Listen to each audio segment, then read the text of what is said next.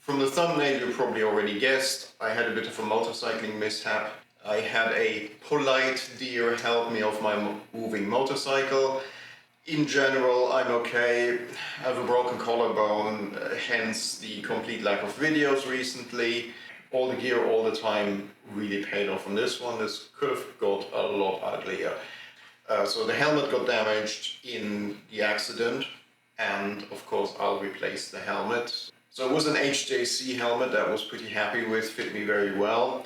I may replace it with the same model, or I've kind of got my eyes on a couple of other modular helmets which are helpful if you're wearing glasses like I do. And another thing I'll be looking at is basically airbag jackets, because this here I would have been able to prevent if I'd worn an airbag jacket. I mean, they're still not cheap, but I could have bought a pretty nice airbag jacket and it would have been cheaper than getting carted off to the hospital to get checked out. You'll probably also notice there's something missing here, namely my BMW GS. So the bike got totaled, and that means I kind of need a new daily bike.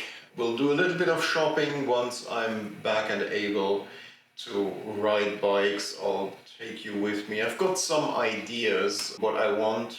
My problem is I don't like many of the modern bikes, so I'm trying to find something between 10 and 15 years old that will fit the bill. Problem for me, as usual, is finding them because they're a bit outside the mainstream.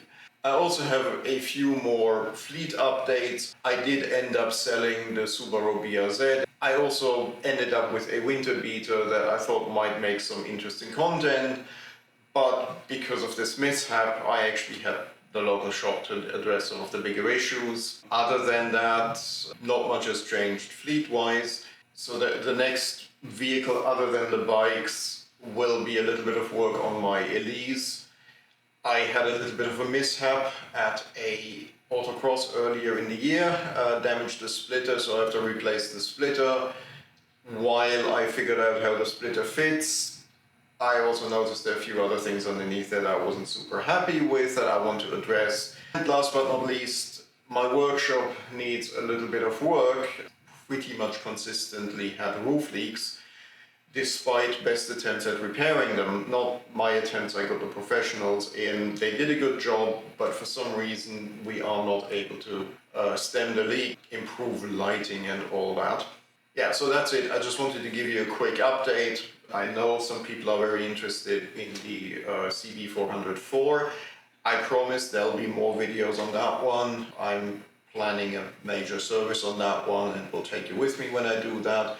There'll be some on the BMW RS that I'm currently sitting on, and also, you know, there's always the fun of shopping for something a little bit more modern, and we'll see if it turns out to be something a little bit more modern, or if I end up with something a little bit older that I may have to modify a little bit to keep up with modern traffic, and especially things like brakes. Thanks for watching, and again, sorry for the lack of content, but we'll get there. Thank you, bye.